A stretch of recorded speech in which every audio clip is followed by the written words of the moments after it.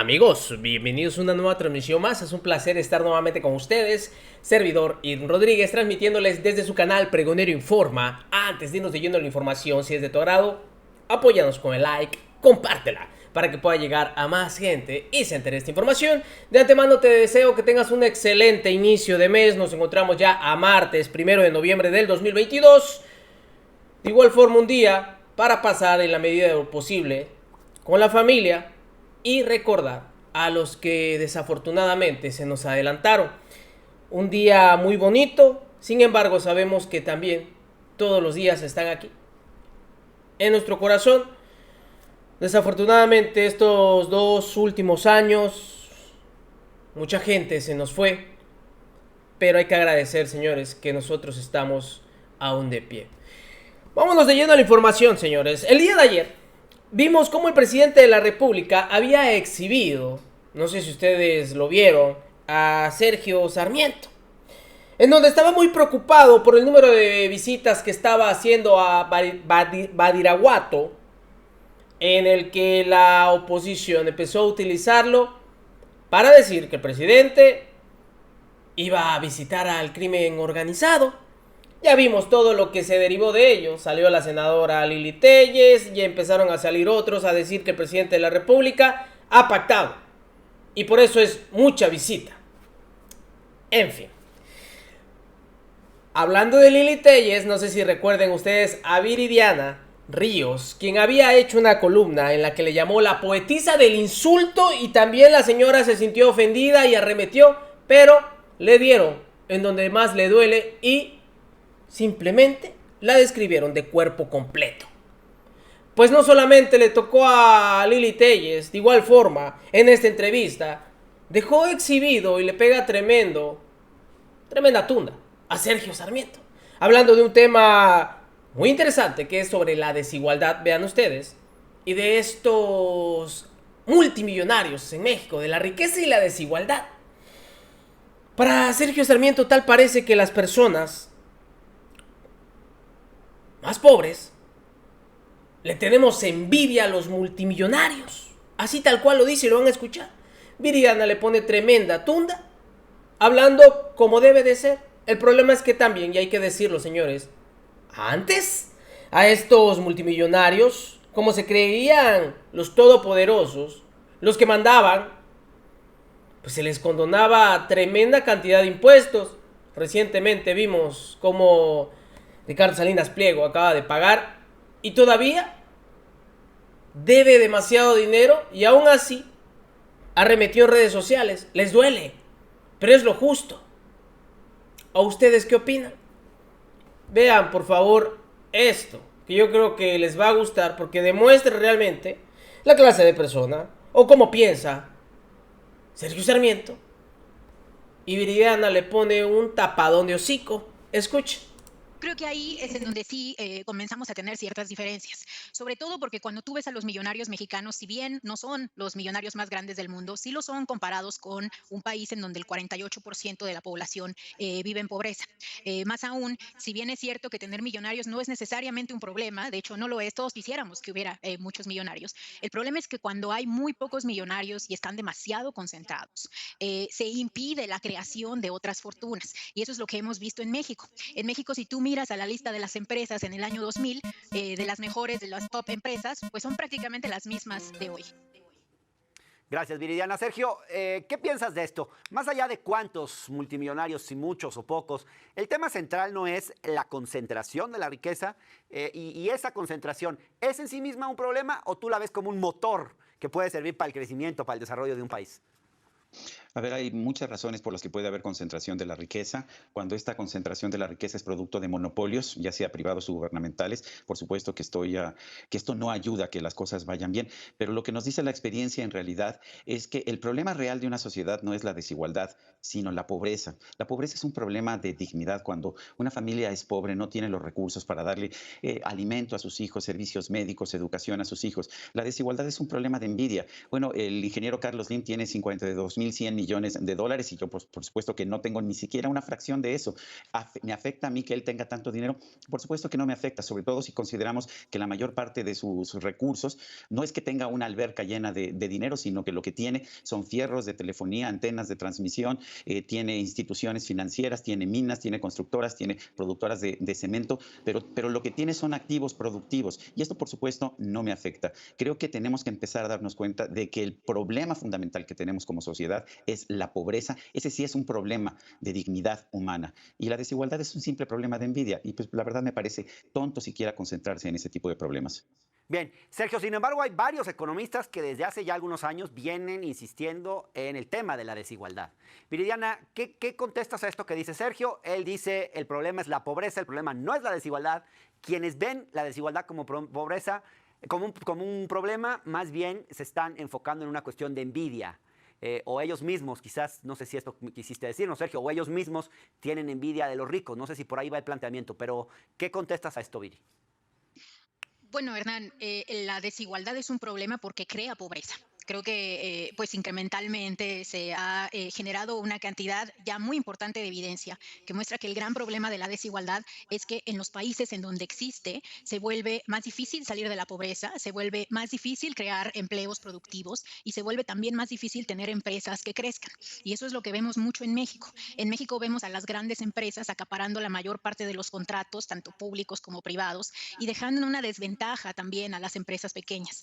Más aún, el problema de la concentración de la riqueza también hace que se concentre el poder político, porque las empresas que tienen tanto dinero pueden utilizarlo para cabildear, para comprar opiniones, para tener personas afines, para financiar organismos de la sociedad civil que los beneficien. Entonces, todo esto hace que la política empiece también a contaminarse por la desigualdad económica y se empiecen a crear leyes y procedimientos que hacen que todavía sea más difícil salir de la pobreza. Entonces, si creemos que la pobreza es un problema, como lo comentó Sergio, pues entonces sí o sí la desigualdad también es un problema. Interesante. Sergio, ¿qué contestas a esto? Ella dice... Fíjense, y no solo eso, vean porque se planteó más sobre el tema y se puso más interesante el debate, en donde queda más expuesto y callado Sergio Sarmiento. Sergio, ahora sobre el tema de tener multimillonarios en México, más allá de que estos sean pocos, ¿no es un síntoma de la rampante desigualdad en nuestro país el hecho de que por un lado existan 10 multimillonarios y por el otro haya 60 millones de pobres? ¿Cómo pensar que con esas disparidades en la distribución del ingreso pueda un país crecer y desarrollarse? Porque quizás cierto nivel de desigualdad ayude a fomentar el crecimiento, pero niveles de desigualdad extrema no tienen un efecto en el crecimiento. Digamos, hay muchos estudios en este sentido. Pues no, yo no lo veo. China tiene 626 multimillonarios, personas con más de 1.000 millones de dólares, y sin embargo China está creciendo mucho más que México. Estados Unidos tiene 724 personas con más de 1.000 millones de dólares. Alemania tiene 136, Canadá tiene 64. Nosotros, de hecho, hemos bajado de 24 que había al final del sexenio de Carlos Salinas de Gortari a 10. ¿Nos ha hecho esto un país con más igualdad? Pues esto no nos ha hecho un país con más igualdad, pero lo que sí es claro es que ha caído la desigualdad, pero son cosas completamente distintas. Ojalá que tuviéramos más multimillonarios que invirtieran en el país. Los multimillonarios que tenemos, los que hemos identificado, porque vale la pena señalar que claramente hay muchos multimillonarios en México que no han sido identificados, pues lo que están haciendo es invertir su dinero, están generando actividad económica, están generando empleos y por supuesto esto genera riqueza y ayuda a disminuir la pobreza. Viridiana Ríos. El gran problema de que existan millonarios tan grandes, porque yo creo que a lo mejor Sergio se está imaginando pues una persona que, no sé, tiene 5 millones de dólares. Yo creo que esa es una cantidad de riqueza que todavía se puede invertir y puede generar empleos y puede generar empresas. Más de Pero el 1.000 gran millones, problema es que esa es aquí la estamos definición de hablando Forbes. de una cantidad enorme de dinero que está concentrada en una sola persona. Y cuando eso sucede, están sucediendo en realidad dos cosas. Una es, se está limitando la inversión privada, porque todas las decisiones de inversión privada las está tomando un solo empresario.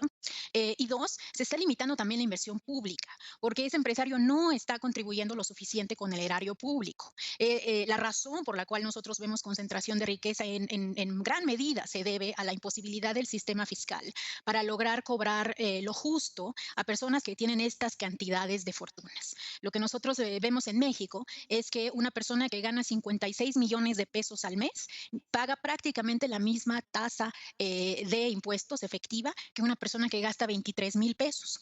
Entonces, parte de esta desigualdad que vemos es también, lo que crea un Estado que no puede invertir. Entonces, cuando Sergio nos dice, hace falta inversión, concuerdo, hace falta inversión pública y para eso se necesita una mejor distribución de la riqueza.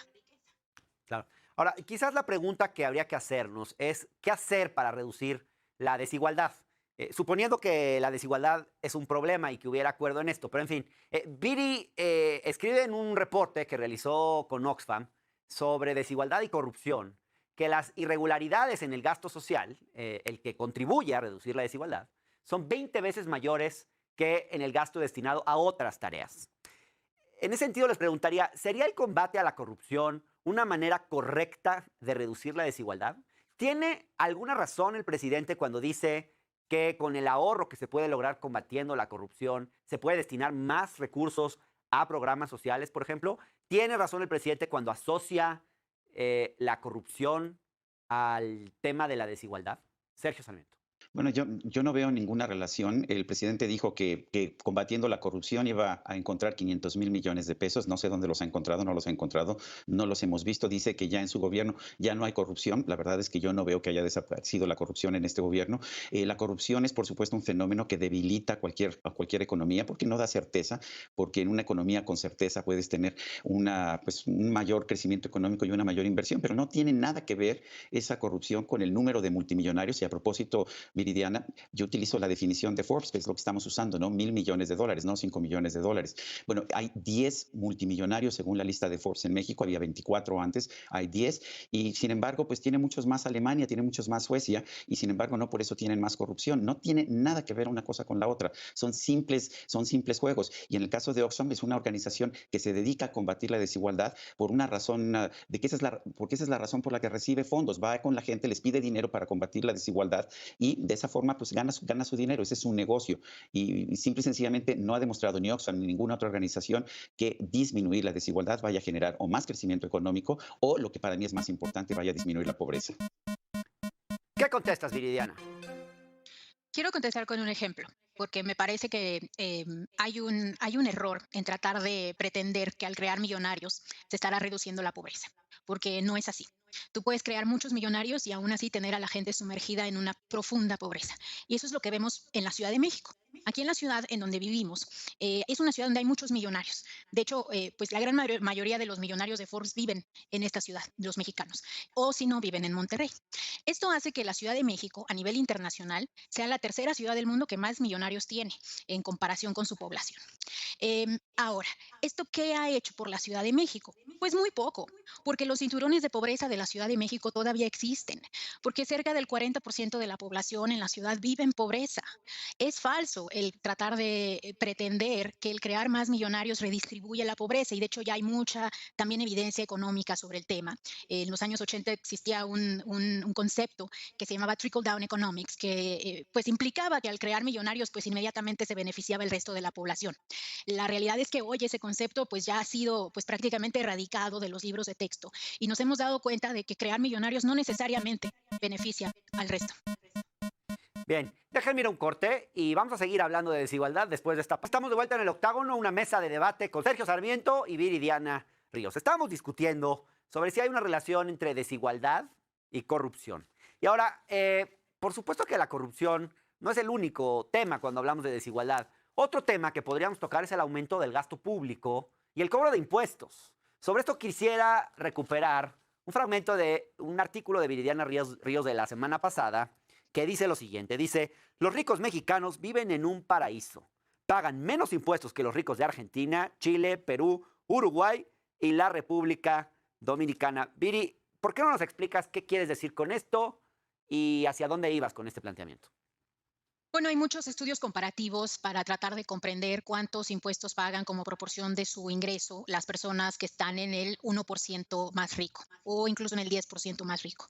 Y cuando nosotros vemos los pocos estudios comparativos que existen entre México y otros países, nos damos cuenta de que en México los millonarios, los hipermillonarios, pues realmente pagan muy pocos impuestos. De hecho, México es prácticamente un paraíso fiscal, Hernán. Cuando nosotros vemos cuánto recauda en impuestos México, como puntos del PIB, nos damos cuenta de que recauda menos que países como las Bahamas, conocido por ser justo un paraíso fiscal. Entonces, en esta columna estaba yo platicando un poco de cómo debemos tratar de aumentar el tamaño de la recaudación en México, y para hacerlo hay que enfatizar un poco más el cobro de los impuestos a los más ricos y no a la clase media, porque la realidad es que la clase media en México pues ya está pagando en muchas ocasiones incluso más impuestos como proporción de su ingreso que las clases más altas. Bien. Sergio, ¿compartes esta apreciación de Viri en el sentido de que los multimillonarios mexicanos pagan pocos impuestos? ¿Que somos Pues, casi un paraíso fiscal? Pues no, y hay muchas razones para aducirlo. La razón por la cual México tiene una recaudación tan baja no es porque los ricos paguen menos impuestos. Usualmente los ricos son bastante cautivos. La razón por la que ocurre eso es porque aproximadamente un 60% de la población en México trabaja en la economía informal y no paga absolutamente ningún impuesto. Esa es la razón por la cual tenemos una baja recaudación. En México la tasa del impuesto sobre la renta para los que más ganan es de 35%. Es un poco baja en términos internacionales. Las tasas fiscales para empresas son de las más altas del mundo. En Suecia se paga 22%, en Suiza se paga 19%, en México se paga una tasa del impuesto sobre la renta para empresas del 30%, pero además hay que añadirle el 10% de reparto de utilidades y además otro 10% cuando haces un retiro de un pago de dividendos. Estrictamente hablando, México tiene uno de los impuestos empresariales más altos del mundo y puedes subirle lo que tú quieras, el impuesto a los más ricos, ahogarlos y impedir que puedan hacer inversiones, y con esto, por supuesto, pues impedir que se genere riqueza, pero no vas a resolver el problema. Ya de por sí los ricos y las empresas pagan aproximadamente el 80% de la recaudación que tiene el SAT, que tiene la Secretaría de Hacienda. No va por ahí. Y a propósito bueno, podría después... Adelante, Sergio, adelante, por favor. No, es sobre las cifras de la Ciudad de México que decía Viridiana. Yo tengo otros datos. Los datos que yo tengo pueden ser los de Forbes, por ejemplo, sí, pueden ser los de Hurun, pero la ciudad con más multimillonarios del mundo es Beijing, que tiene 100 multimillonarios, personas con más de $1,000 millones. En segundo lugar está la ciudad de Nueva York con 99. Sergio, lo que pasa es que Beijing es una ciudad muy grande. Y también la Ciudad de México es una ciudad muy grande. No tan grande como China. A ver, San Francisco tiene 48 multimillonarios. Nosotros en la Ciudad de México tenemos entre 7 u 8, dependiendo de dónde consideres que vive los multimillonarios en particular. Estamos lejísimos de ser la ciudad del mundo con mayor número de multimillonarios. Beijing tiene aproximadamente 20 millones de habitantes. La ciudad de Nueva York, en su área metropolitana, tiene más de 14, tiene 99 multimillonarios. Hong Kong tiene 80. Claro, no tengo muy claro por qué tu insistencia en hablar de cantidad de multimillonarios y no comparar, por ejemplo, las cifras de coeficiente de Gini. Uso yo Gini constantemente. No hay cifras de coeficiente de Gini para ciudades, como seguramente sabes, Hernando, como sí, sin duda lo sabe Viridiana. Los hay para países. Pero a ver, por ejemplo, China tiene el segundo número de multimillonarios del mundo y sin embargo tiene una desigualdad de 38.5. Estados Unidos, que tiene más multimillonarios, tiene 41.4. No hay relación entre el número de multimillonarios y el índice de Gini. Bueno, déjenme, Viri, ¿quieres precisar algo sobre esto? ¿Sobre esto último, antes de irme al corte? Es que hay un gran malentendido aquí. Mira, nadie está en contra de que haya millonarios. Bueno, yo no. Pero el problema es creer que cuando hay millonarios se reduce la pobreza. Porque eso es falso. No, yo tampoco digo eso. De hecho, por eso tus cifras, el que digamos cuántos millonarios hay en todos lados, pues no tienen relación alguna con la pobreza. De hecho, yo lo que te comentaba era que en México había muchísimos millonarios y aún así había tasas altísimas de pobreza. Y China, por ejemplo, tiene muchísima pobreza todavía. Y tiene muchísimos. ¿Cómo ven? Él utilizando el coeficiente Gini, que es el que se utiliza para medir la desigualdad, pero desafortunadamente, y hay que decir las cosas como son, hay que ver también el salario que percibe una persona cuando estas empresas a veces los machetean, o me van a decir que no, y ellos dejan entrar bastante la participación de empresas privadas que desafortunadamente dan un mísero salario. Lo hemos visto con el gobierno del presidente de la República. Año con año, el salario ha aumentado. Y de eso no dicen nada. Y sí, nadie está peleado con que haya multimillonarios o millonarios. Al contrario, nos gustaría que fuera más. El detalle, como lo dice bien Viridiana, es que ellos son los que acaparan el mercado. Antes, tenían simplemente el beneficio por parte de los gobiernos. Y hay que decirlo, la corrupción también forma parte de ello. Porque hay unos o varios políticos que se aprovechan de esa situación, donde crean empresas para destinarles los recursos de manera directa. ¿O no? Nos vemos en una siguiente emisión. Muy buen debate que hubo. Igual forma me pareció ideal para iniciar el mes. Y sobre todo porque el día de ayer fue exhibido el señor Sergio Sarmiento. Nos vemos en una siguiente emisión, señores. Que sigan pasando un agradable día. Servidor Irving Rodríguez, transmitiéndoles desde su canal. Recuerden, la información está ahí y depende de todos nosotros el pregonarla. Nos vemos. Hasta la próxima.